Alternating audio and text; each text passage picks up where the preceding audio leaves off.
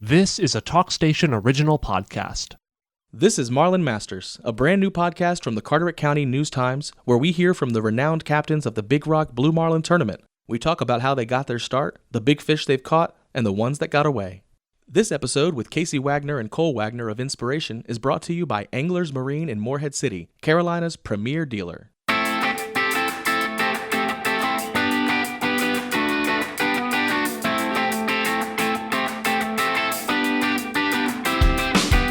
We're here with Casey Wagner and Cole Wagner, father and son, and you just said it, Casey, 10-year anniversary since y'all brought in that 754.3 pounder, the last winner at the old way station. It was, yeah. When you come in and everybody's stacked up on the balcony and stuff, do you still remember it like it was yesterday? Absolutely. I mean, there was a. I think thinking about it right now. Yeah. It's a big fish. Well, we backed in, and it was about 5:30 or 6 o'clock at night or something, and I think everybody in town knew about it. So it was almost everybody we knew from everywhere was there. It was great. Yeah, and it was also the last fish of the day, and so we got to hang out at the way station a little bit. And like you said, last fish of that old way station. The cool thing about that spot was everybody could see you coming around the corner. And you could see everybody when you came around the corner. Oh, right, because, yeah, I see what you're saying. Because now it's farther down the creek, which, still pretty cool, but much nicer slip down there. But it was pretty cool to come around that corner and see everybody. And that was the first day of the tournament? It was. Yeah. Yeah. And the story, if I remember correctly, y'all are on the boat, and, it hits the long rigger on the left, I think. Mm-hmm. And you finally get it up. And you had said, go get the tape measure so we can see. Eye catchers at the way station, we know what they've got, and we get to see if we're going to beat them. Fish comes up, and what'd you say? Throw that tape measure out. We don't need it. we just wanted a big rock. That's right. You knew it. Did y'all have a transom, a tuna door on the back of the Inspiration at the time? Okay, so that's nice to get that in. Mm-hmm. We just talked to Thomas Wood of Dancing Outlaw, and he's talking about a 600 pounder they had to bring over the side of the boat. Mm-hmm. That's not a nice thing. No. So that's that you'd fished, I think, every year since 1973. And that was the first win. What was it like to finally get that done? I guess a little bit of relief, and it's just one of those things. It sure is nice to put that on the resume, because it's Big Rock's the big one, and it's just, after all those years, it's really nice to get it. Now, if I remember, didn't they push you into the water when y'all came in? Okay, that wasn't you. Okay, that wasn't your first Blue Marlin experience or anything like that. Now, who was on the reel that day? Bruce Brown. Bruce Brown, okay. Mm-hmm. So, were you mating for your dad? Yeah. Okay. How long have you been mating for your dad? Since I was 13. Wow. Okay, you've been doing it for a long time. Yeah. We got the boat in October of 2009, and I had started learning to mate the prior summer of 2008.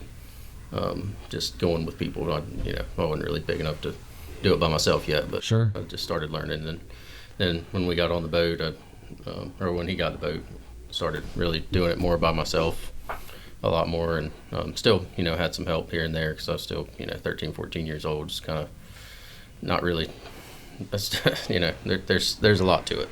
I mean, you grew up around it, but it's different than actually having to be dependent on, to be counted on in the moment. Mm-hmm. Was there ever, did you take him out there from a young age? Yeah, I think he went fishing in his mother's stomach sure. when she was pregnant. So yeah, had his sea legs coming right out. We've been fishing for a long time. How old were you when you caught your first white marlin? 6. Wow, yeah. Wow. And all these years later, is still something you love to do? Yeah. Mm-hmm. Yep. Okay. Actually, I went and made it on a boat in Costa Rica and Cabo San Lucas, Mexico, for about 3 years. I've been home now for a couple of years since then, but I'm still fish with them every chance I get. So now, is the Big Rock the only one? Obviously the Big Rock's not the only one y'all fish. Do y'all fish only locally, or do y'all ever go off? We mainly fish all the North Carolina tournaments. Okay. There's usually 10 or 11 or 12 tournaments a year that we fish in. I gotcha. And sometimes Virginia Beach. Sure, go just right up there. Do y'all ever private parties or anything like that? And I went to Bermuda last year to fish those 3 tournaments. Oh, that's there. right. That's right. The Triple Crown and all that jazz. Do y'all ever? Are those the only times y'all go out and fish these days? Is for those tournaments? No, we You know, It's probably 60, 70 days a year. Is it probably. okay? I've just, you know, one of the main reasons I bought the boat back then was my whole theory was I want to go fishing when the weather's good and the fishing's good. That's right. And the only way you can do that is if you own your own boat. So, Otherwise, someone's already got yeah, it. but we go a lot. Okay. Yeah. You talk about inspiration. What year did you buy it? 2009. Okay. Yeah. And that's Jarrett Bay Hall 22, I think, right? Correct.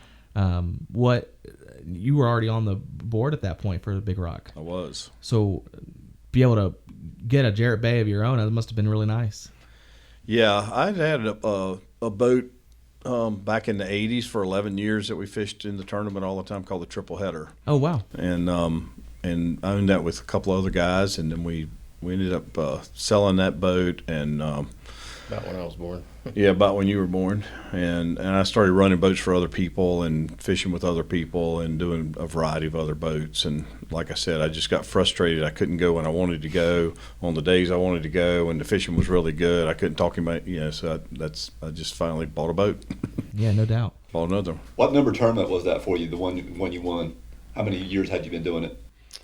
Well, I started fishing when I was 15 years old as a mate on the waterfront. I started with Johnny Rose, and then I fished a couple of years on the offshore 3 with Buddy Harris. And so we didn't fish it with Johnny Rose, but with Buddy Harris, we fished both of those years. And that was somewhere like in 73 or 4 or 5 or something like that.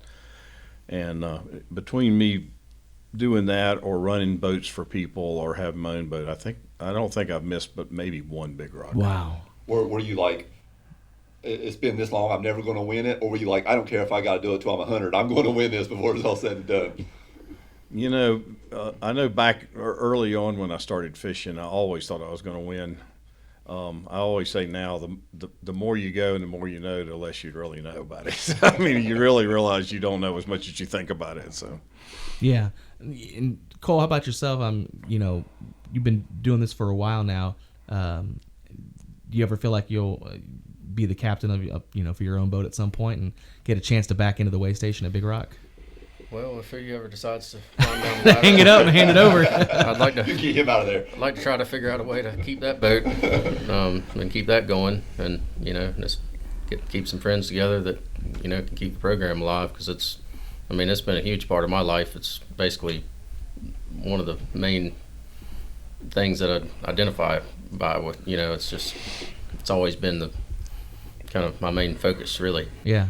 And it's kind of fun because there's only a handful of second generation Big Rock folks, and you're one of them. To grow up around the tournament and to still be part of it is special. Yeah, I certainly don't plan to miss one.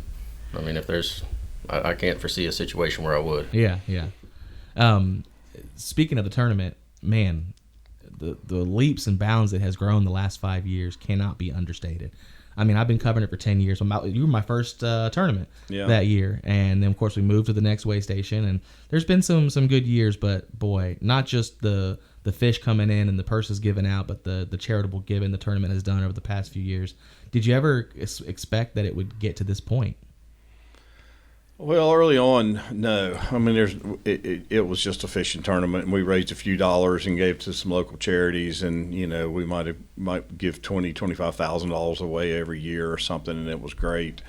But it just kept growing and growing and growing, and I think when we started hiring professional staff to run the tournament year round, as opposed to trying to run it with volunteers, is when it made the giant leaps, and that's when it really started.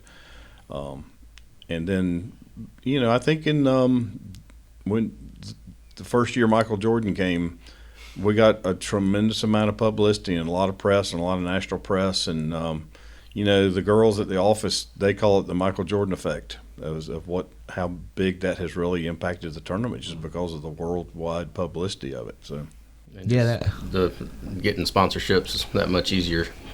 Yeah, I mean, and then the purses kept growing, and when the purses grow, you really start attracting the big pro teams and the big people coming in here from all over the world to fish. Yeah, I mean, there's boats from Texas, boats from the DR. There's boats from everywhere coming in here There was a boat in out in Costa Rica that just came through the Panama Canal yesterday, coming here to fish. Wow.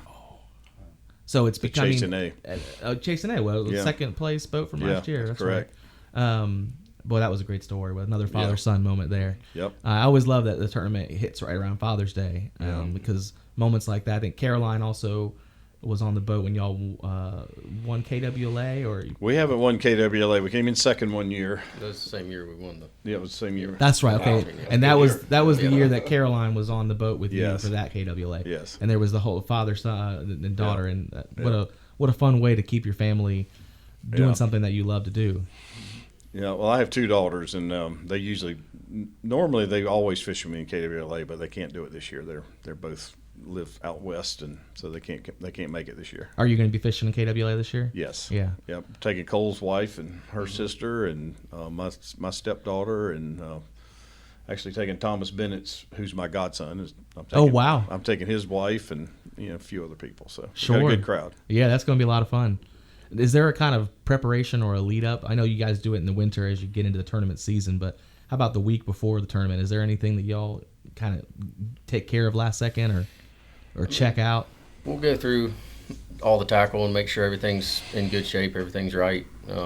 Make sure there's no chafe spots in the line, respool where necessary.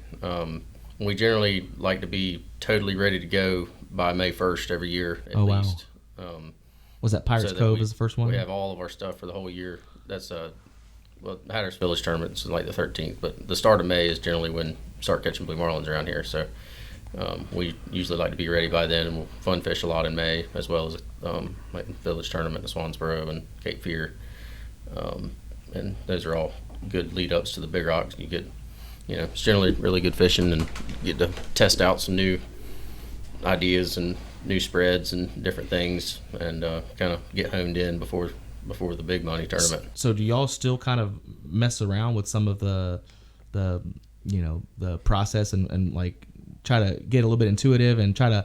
Well, I'll tell you, about every year at the start of May, we come up with some kind of new idea of some way we're gonna catch more fish by doing a slightly different spread or a different hook set or use a different hook or different leader material, whatever it is.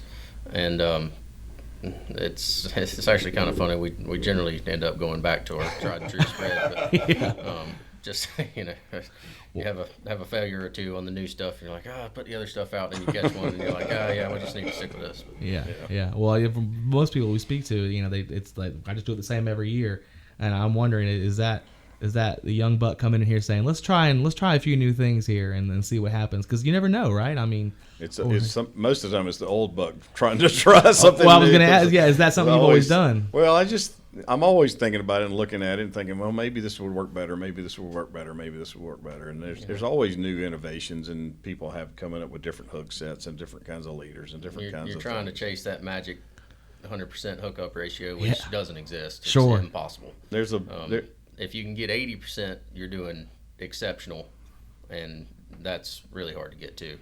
But I mean, it's just there's a lot of different techniques and there's a lot of strategy with it too, with your spreads and the size of stuff you're pulling in different tournaments, whether it be a kill tournament or release tournament, and how everything's set up and what you're willing to risk, really. Going down to lighter tackle that sometimes is better on hookup ratio, but you risk getting that 800-pounder and breaking them off. So. Right. How many lines do y'all typically have out at a time? 4. Okay. Always. Okay. I forget who I spoke to. Someone said he had 2, and I spoke to someone who had more than 4, and it's interesting how there's a different approach for everybody. But 4 is what we've tried the two bait spread as well, but we generally come back to 4. Yeah. The specific stuff we use. Casey, where'd you grow up, and how did you get introduced to billfish fishing? I grew up here in Morehead, and I really got. My dad was a little bit of a fisherman, did a lot of Spanish mackerel fishing and stuff like that. We kind of grew up doing that. But like I said, when I was 14, I started fishing with Johnny Rose on the Isabel. And I think he was 18. He was the captain. I was a mate at 14 or something like that, something crazy. And 2 youngins out there. Yeah, really slow boat. And we hardly ever went marlin fishing. We used to talk about it a lot, but we hardly ever went. So the next year I started working with Buddy Harris, and we actually went a lot. So that's when I got. That's when learn from somebody. That's not a bad person to learn from. Yeah, that's right. how much has it changed since then? I mean, you talk about slow boats and the technology has changed. The number of fish offshore have changed. It's a different field out there. Dramatic changes, especially, I'd say the last 10 years, probably the last 5 years. A lot of technological changes and a lot of information changes, and that kind of stuff is just tremendous amount of differences. But I think there was a, when we went away from J hooks and went to circle hooks on baits and things like that, those have been a lot of really positive changes, I think, that have helped fishing a lot. I mean, we're at a 97% release rate usually for Big Rock, and if it's not the right size, don't bring it in, and the circle hooks make sure that they can keep on swimming. There's still there's an old traditional way of fishing. That's the old charter boat mentality that I used to do. Pull a lot of lines, a lot of hooks, a lot of stuff in the water. And then there's the newer way with the two hooks and less bait, more teasers, and more pitch baits, more involvement by the anglers. And that's still going through a transition. There's a lot of people that still believe the other way, and a lot of people believe this way. And, we kind of sit in the middle. Yeah, well, it went from a numbers game to something a little more precision, right? Well, it's funny how normal that is now, that change to the hooks. But, man, I remember when that happened, there was a lot of resistance to that change, wasn't there? There was a huge amount of resistance to circle hooks, and now I don't think people would fish without them. They work so well that people realize that they really were better than what we were doing. And not just the hooks, but you think about the omnidirectional sonar. That's a big one. I didn't even know what a Seakeeper was till last week, you put both of those together, boy. It's Well, we'll go back to the Seakeeper's more of a comfort thing. Doesn't necessarily help with fishing much. The only thing it really helps with is when you're fighting a fish, keeps your stuff wobbling around when it's hanging. But that's more of a comfort issue. But the sonar is 1,000% the biggest, most major change in my lifetime. Sure. And probably ever, really. It's an unbelievable machine. We've always had sonar. I remember growing up, little Garmin, and you can see what's underneath you. But this is how wide out do these go? The widest you can usually pick up on most of the machines is about 1,600 feet. A lot of people run them around, and that's both sides. So sure, a circle, it's right? 360 degrees around the boat, and you're able to a lot see. Of people run them around 1,000 or 1,200 or so, and you mark fish out. You can cover almost half a mile. Half a mile on every swipe instead of 50 feet. And you're all looking for the banana, right? The little yellow mark there. But of course, just because you have the technology doesn't mean that you're guaranteed to catch anything. No, it doesn't. You definitely got to know how to use it. You got to know how to drive the boat with it. And you got to get within 1,500 feet of them to start with. Got to find it. That's right. You might turn it on and there's nothing down there. Yeah. You still got to get in the right place. People get them the first couple times they fish with them, or even the first year, they'll be complaining, man, the sonar's not working, it's not marking, it's not doing anything. It's like, you're just not driving over it. You're not in the right place. You feel like there's a gap between those that do have it and those that don't have it right now? Yeah. Is that big of an advantage? Well, wow. I honestly, when they first started coming out, they're insanely expensive. Sure, of course. And the cost of that machine versus, say, the cost of our boat, it financially makes no sense. And I honestly didn't think we would ever get one. I was sitting there, the boat I was fishing on had one, and I saw how powerful it was and what it did, and I was just dreading it. I was like, we're never going to get one of these things, and we're going to be left in the dust. Oh, wow. And, he was honestly a little bit against them to start with when they came out. It was, try to get non-sonar categories in some of the tournaments, and there's a couple of tournaments banned them completely for the first year when a lot of people started getting them, just to try to keep some parity between the boats with them and without them, so that the boats without them had a chance to win some money. And but after that first year, he fished on a few boats with them, saw what it did, and I think it was Bull Tolson, who runs Sea Toy,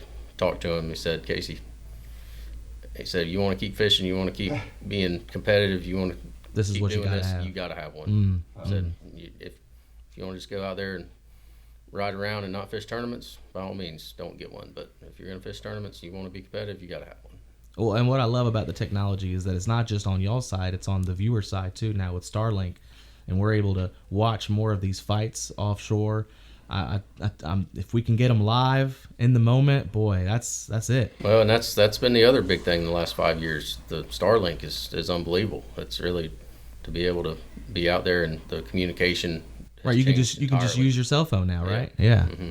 And that also makes it really important to have a really good network of people, because it used to be everybody's talking on the radio, and sure, everybody had secret channels, and but usually somebody would tell somebody else what somebody else's channel was, and you could listen on them and find something and overhear something and figure something out. Now everybody's just texting, and you got nothing. If you're just trying to listen to the radio, you got no information. So you have to have that network of 10, 15, 20 people out there that are all communicating with each other to help each other out, because without that you're out at lunch. Those are big changes after 40 years of fishing.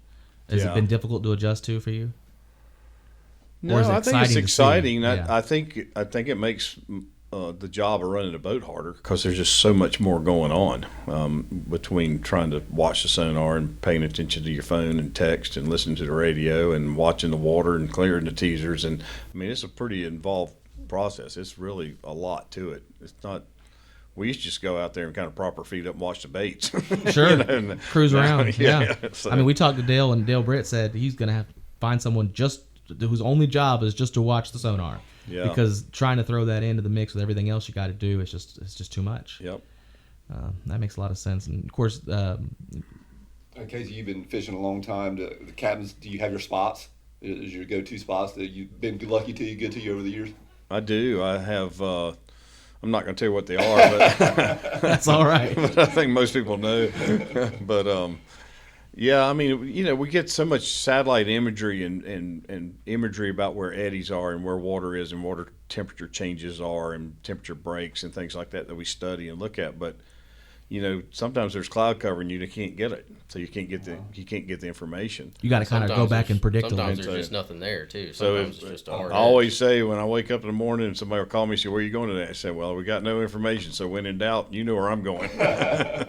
I was going to ask, with all that technology, is there still something to knowing the waters where you're at pretty intimately, like you do? Oh, there's no doubt about that. Yeah. I think it's a huge advantage to have. And a lot of times what you look at on a computer when you get out there doesn't necessarily match up, or you're looking at 3-hour-old information. Something might have pushed in and closed out. There might be some different water. It might have gone offshore. It might have gone inshore. You're constantly looking at the water and trying to figure out what's going on with it, looking at variations in current, slight, half-degree temperature changes here and there, that little weird pockets of water, and even within a overarching larger body of water like an eddy, there's and I'm not going to claim we figured this out at all, but it always seems like there's one spot within the eddy that the fish are, and sometimes it's at the top of it, sometimes it's the bottom of it, sometimes it's the offshore edge, sometimes they're right in the middle. That's the hard part right there, is trying to figure out where they're going to be within. Right, you can get that information, but what do you do with it? Yeah. That's fascinating. How about, luck still plays a role in all of this? Are y'all superstitious at all? Do y'all do anything when y'all are out there that... I think Brent Gaskell said he used to like to have to keep two pairs of shoes up in the bridge, and Thomas said he's got a lucky pole. He won't tell which one it is. Do y'all have anything? I mean, I wouldn't say there's anything specific necessarily, but there's definitely some. Well, like the spots we're talking about, there's some magic in certain places. And some go-to places. Okay. I don't know. There's sometimes it just feels right, the right spot, and you can just know it's going to be good. And, okay. Gut feeling. Yeah. I don't really have a lot of superstition about it. I do, and Cole and I are both like this. We are just so big into preparation. I think preparation is one of the biggest reasons you succeed in the sport, is being ready when you get the chance. So when the luck presents itself and you get the chance, and then you're ready to go. Yeah, that's when it all comes together. Setting yourself up for success there. Yeah. Talk about changes in tournaments, man. This tournament named for your late wife and your mom, this Kelly Wagner tournament. Would you ever have dreamed it was going from year one to what it is now? I mean, it's the biggest in the world. Yeah, these ladies like it. They have the best time. It is like their Super Bowl every year. They just love it. I mean, I think the only limiting factor to how many boats are in it is how many boats there are. I mean, it's just incredible. Yeah. How about you, Colin? Would you ever dream it would have got to where it's at now? No, I mean it's pretty crazy. I mean, I just know like there's a bunch of my wife's friends and people that aren't necessarily involved with boats, and they all talk about it, know about it. They're all looking for boats to get on. They're all trying to find something for that day. Everybody's looking to be a part of it, and it's just a major phenomenon, really. It's just a thing to be a part of. You know? I like the little, almost a little bit of rivalry going out. It feels like we're kids, like, look out when you're outside lane there. We're coming up fast. No question about it. Yeah. I think they almost had the same number of boats last year, right? Yeah. I mean, if you're fishing the Big Rock, it's very likely you're fishing Saturday as well. Yeah, well, there's no reason not to. It's a good time to get out there, see what the water's like. It's a good way to pre-fish, really, for the Sure, tournament. sure. And I have a chance to win some more money. And Big Rock is great too because they've given, you've got the Big Rock and you've got the KWLA where you're giving the ladies a chance, and Big Rock Kids now where it's not a requirement to have a junior angler, but I think it's something like 95% of the fish that have been caught and released are junior anglers. You get 50 extra points. Yeah. I think last year that we released 216 billfish in that tournament. Every one of them was by junior. It was 100%. Every one of them last year. I think it's only one. And so you start instilling that, that excitement in these kids and these young kids. I mean, that's what's going to perpetuate the sport and keep it going. Well, I mean, look at yourself here, right? I mean, yeah. Or someone like the Fickling, Wade, he's got his kids out there. Right. And when you bring your kids up in it and they tell their friends and they get their friends in it, and it keeps this alive for as long as we can.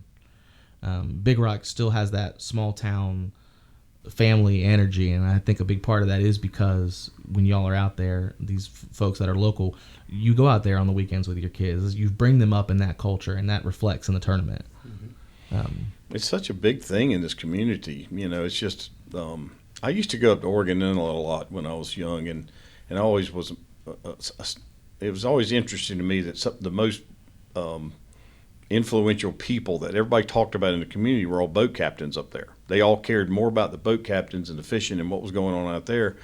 And it wasn't, I didn't ever feel like it was like that down here, but I think it is now. I think now everybody talks about it all the time. They talk about the boats, they talk about the captains, they talk about the mates, they talk about who's on the boats, every day you get text messages after text messages about who's catching what and what's going on and what's happening. And I mean, there is just a huge following of all of that now. Well, that's why we were so excited to sit down and talk to some of y'all, because as the Big Rock has become one of the best tournaments, biggest tournaments in the world, the folks that fish it, y'all are some of the best in the world. I mean, this is a difficult sport, a difficult activity to engage, and y'all have found a way to have success and use preparation to fuel that.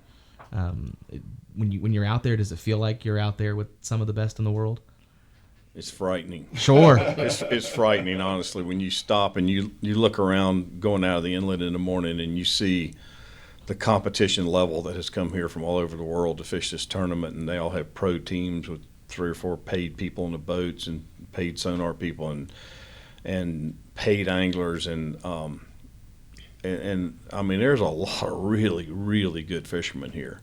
So I think it's a very daunting now when you think you're competing against 275 boats like that. It's it's scary. Do you think there's a future where it continues to grow? I know we're limited on boat slips. That's really the big part, but they've added the outboard levels, trying to get people to come. Do you think it will still? I mean, what's the next 10 years look like for Big Rock? I think we do have the limit of boat slips. I know that we put in a video place that collects videos up in Ocracoke this year because there's some boats going to be up there. We have one in Hatteras where people can fish out of Hatteras. So I think you'll see more of that. We also had some boats, quite a few boats last year that just really, there's a lot of money in the dolphin category. It was over $500,000 in the dolphin category. So we had boats that did nothing but enter level 1 and the dolphin category, just to fish for dolphin. Speaking of that exact thing, I'm looking at research for this next year's tournament. 67.7 pound dolphin that winner caught. I'd never seen. I mean, big as him. What was that? Skip hook or? Yeah. Right. So that in the release category, same thing. That's another big money one. If you want to go out there and just focus on releases, you can go home a happy person.